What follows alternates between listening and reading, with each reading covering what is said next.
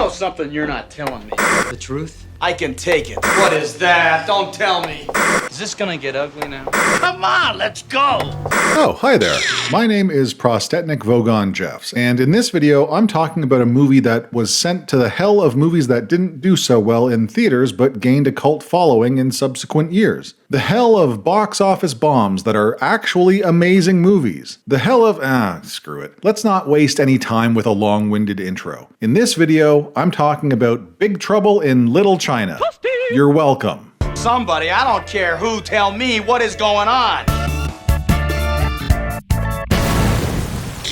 Directed by John Carpenter and starring Kurt Russell, Dennis Dunn, Kim Cattrall, Victor Wong, and James Hong. Oh, that's fun to say. Victor Wong and James Hong. Victor Wong and James Hong. I like that. Anyway, Big Trouble in Little China, released in 1986, is a fantasy action comedy about a blowhard truck driver, a sidekick who thinks he's the leading man, who gets mixed up in a supernatural adventure in San Francisco's Chinatown. Hard to explain. Try real hard. It was originally written to take place in the 1880s, with main character Jack Burton as cowboy Wiley Prescott and Wang Chi as Chinese railroad worker's son. The screenplay was eventually rewritten by script doctor and Buckaroo Banzai director Walter Richter, and offered to Carpenter to direct. It was a box office failure that went on to become one of the most celebrated cult classics of all time. And for good reason. This movie is pure entertainment. And if you're not a fan of Big Trouble, well, I condemn you to the hell of people who don't like fun things. Alright.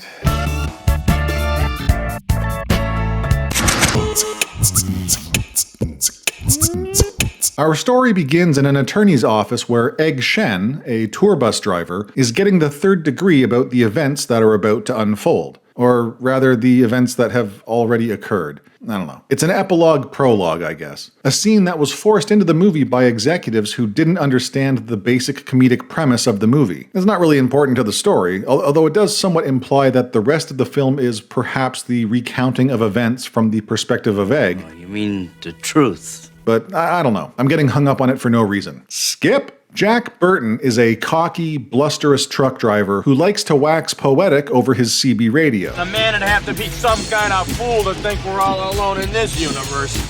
He arrives in San Francisco and immediately starts drinking and gambling with his friend, Wang Chi. As the sun rises on the makeshift gambling den, and after winning a desperate bet with Wang, It's all in the reflexes. Jack accompanies his friend to the airport, who reveals he is going to pick up his green-eyed fiancée, Yin. I've known her since we were kids, but I haven't seen her in 5 years.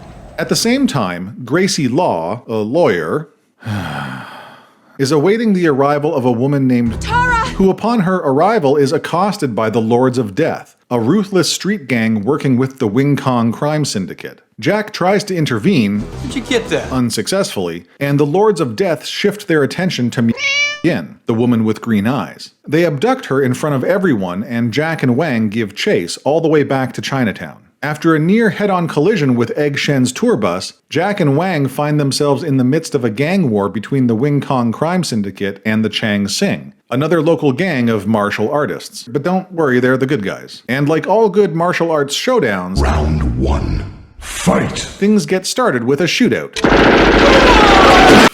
Fucking awesome. The battle goes on for well over 2 uninterrupted minutes before the party is crashed by the 3 storms.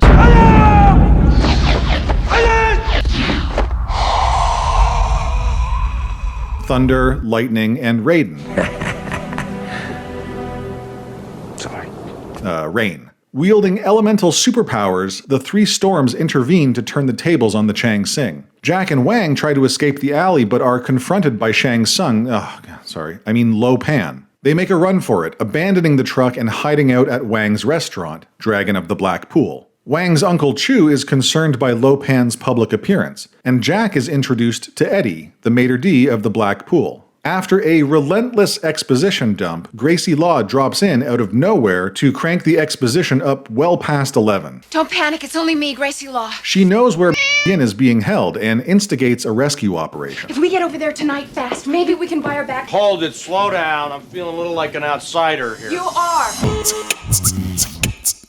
Jack then infiltrates the White Tiger brothel disguised as an 80s beta nerd, Boy, sure is raining cats and dogs. and Gracie meets up with Margot, a journalist who is willing to go anywhere or do anything to get her story. I'll go anywhere or do anything to get my story. It's her big break. It's my big break. Out of the night sky, a mysterious magical glow expands over the brothel, shaking the building and sending the whores every which way in a mad panic. The roof is torn off, and the three storms descend to abduct in. The gang heads back to Gracie's law office/apartment to regroup and purge exposition like a White Tiger lady of the night with a bad case. Oh, no, I didn't think that one through. Let's just say it's a lot of exposition. If the storms have Mao Yun, then there's only one place they could take her. Lopan. Yes. The godfather of Little China, Mr. David Lopan. You mean the David Lopan that's chairman of the National Orient Bank and owns the Wing Kong Import-Export Trading Company, but who's so reclusive that no one's even laid eyes on this guy in years? Normally, this kind of info dump would be eye-roll inducing to say the least. But here it's delivered with so much tongue-in-cheek that I can't help but love every second of it. But Wang has had enough. He's heading to the Wing Kong Exchange to rescue Yin, alone if he has The to. Wing Kong Exchange? The most dangerous cutthroat den of madmen in Chinatown. You can't just waltz in and out of there Like the wind. Fortunately for Wang, or maybe unfortunately, Jack is a good friend and has his back. I said I was coming. I'd go with you, but... I know, there's a problem with your face. If we're not back by dawn, call the president. Impersonating telephone repairmen, Jack and Wang enter the Wing Kong Exchange and search for Wang's abducted fiancée. Surprising absolutely no one, Lopan's goons aren't fooled by Jack and Wang's ruse. Trapped in a flooding elevator, the dynamic duo manage to avoid a watery death, only to be captured by rain. And back at the Black Pool, Egg Shen enters the conversation with a non-stop stream of nonsense. Goat butts against the hedge, and its horns become entangled. Seriously, what the f does any of this mean? Jack and Wang are tortured by Rain's endless supply of clown noses before being brought to speak with Lopan. David Lopan, that is, a wheelchair-bound senior citizen who questions Wang about Ian's background. What province is she from? Hunan? Her mother? Her father? He must be a holy man. I must know. He then goes on to reveal his nefarious intentions. All I need is a woman, Mr. Burton. A special kind of woman with dragon green eyes to make me whole again, young again, that I may rule the universe from beyond this grave. He is required to sacrifice a green-eyed girl to appease an ancient god, to lift a curse and renew his aging body, and blah, blah, blah, blah, blah, blah. The conversation is cut short when Gracie, Margot, and Eddie show up to find out what happened to Jack and Wang. Now, this really pisses me off to no end. They are greeted by Thunder, who agrees to give them a tour of the exchange. I can help you. And then knocks them all out with some mysterious elevator gas, naturally. Sent back to their cell, Jack and Wang manage to get the jump on Thunder when he drops Eddie off. Round 2. Fight. And Jack nearly falls into a pit, but uses 80s movie physics to avoid his demise. They then fight their way into a holding area for dozens of imprisoned women. They help all of the women escape, while Thunder and Lopan's goons chase them through the building. Everyone manages to flee the Wing Kong Exchange except for Gracie, who at the last minute gets captured by some random Sasquatch demon creature whose existence will never be explained. The Sasquatch demon beast man shackles Gracie to the ground as Lopan arrives to taunt her. Back at the Black Pool, Egg Shen shows up with the Chang Sings, and they all head over to the Ghostbusters fire hall to prepare for the mystical battle ahead. They slide down into the sewers beneath Chinatown and make their way to Lopan's headquarters, where the three storms are helping their master perform the ritual of the burning blade on Yin and Gracie Law. It turns out Gracie has green eyes too, and both women survive the ritual. They have survived the burning blade and tamed the savage heart. So Lopan decides to marry both of them. He's going to sacrifice Gracie and live happily ever after with Yin. Egg Shen leads the team of warrior heroes into Lopan's lair, sneaking past Wing Kong guards preparing for Lopan's wedding. As the ceremony gets underway, the intruding heroes are spotted by Lopan's weird floating eyeball guardian thing. But the centuries-old sorcerer is too busy to give a damn and proceeds with the wedding. Egg gives Jack, Wang, and the Changsing warriors a mysterious concoction that gives them some vague, heightened abilities and boosts their confidence and courage. I got a very positive attitude about this. Good, me too. Yeah. They let Lopan begin his incredibly phallic ceremony. Come, my love. Give it to me. so that he can become mortal and vulnerable to an attack. But their presence is discovered and the battle begins. Round 3. Fight! With Jack knocking himself out immediately. In the midst of the battle, Wang and Rain engage in an aerial sword fight as Egg confronts Lo Pan, and they duke it out with some magical Pokemon Schwartz rings. Lo Pan retreats to his office with Yin, and Wang, taking out Rain with a well-aimed sword throw, follows him. Fatality. After a brief encounter with the Sasquatch Bigfoot creature thing and a short elevator makeout session, Jack and Gracie make their way to Lo Pan's office to help Wang. For some reason, they get there before Wang, who was hot on Lo Pan's heels. I guess he was too busy traveling by somersault or flips or whatever. Wang faces off against Thunder as Jack confronts Lo Pan, throwing his knife and missing his target spectacularly. Lo Pan attempts to use Jack's knife against him, but it doesn't work out so well. And you know why? Come on, say it with me. Because it's all in the reflexes. Anyway, Thunder gets so upset when he sees his master has been killed that he pops like a balloon. Fatality. And as they escape through Lo Pan's lair, Egg Shen drops a statue on Lightning, taking out the last of the 3 storms for good. Fatality. Flawless victory.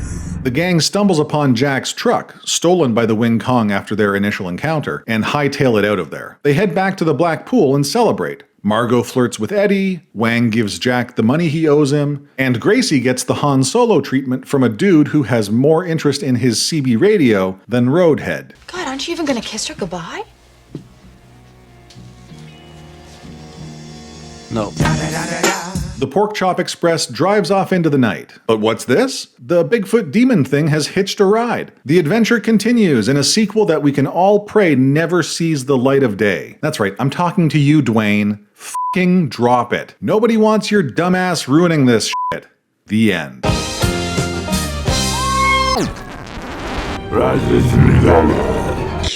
Alright, let's talk about the good, the bad, and the ugly of Big Trouble in Little China. We'll start with the most obvious and cringe-tastic question. Is Big Trouble a racist movie? Are you crazy? Is that your problem?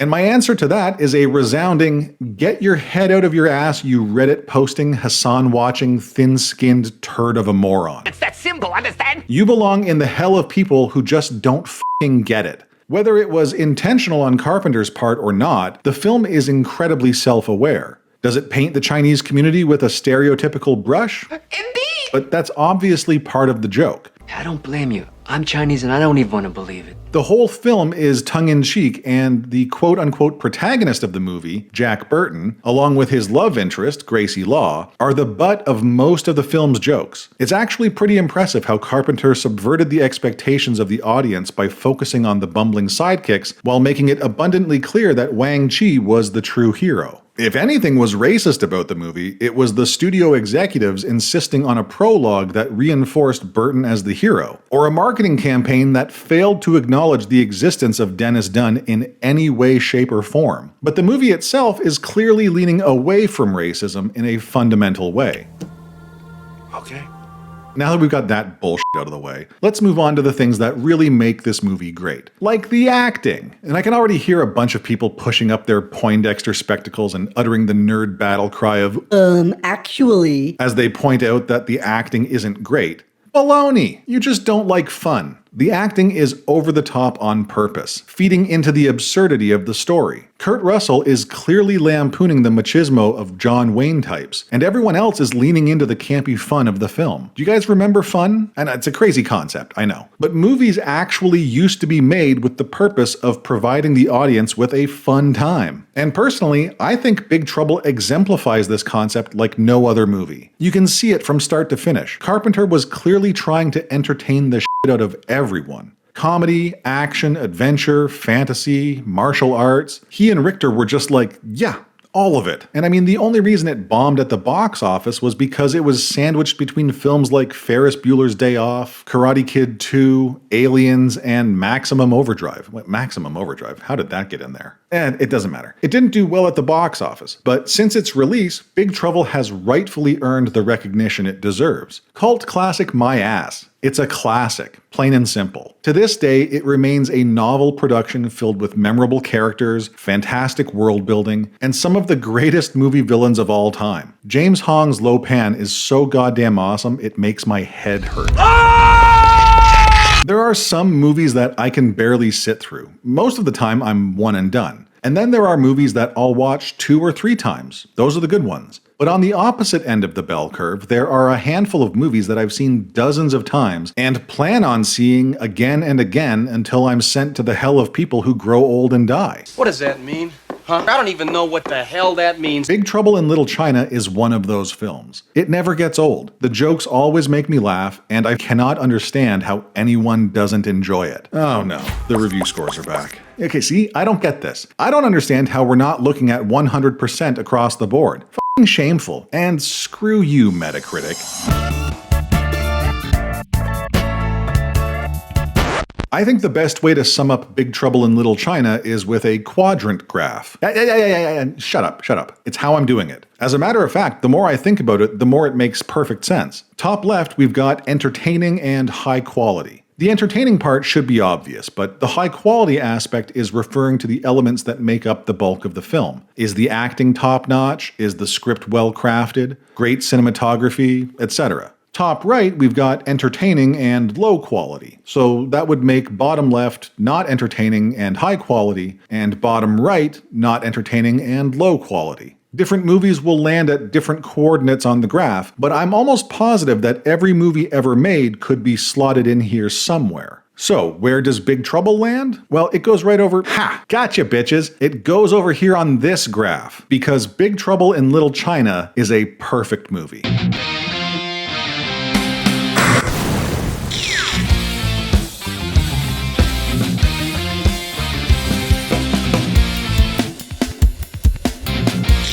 Time to go.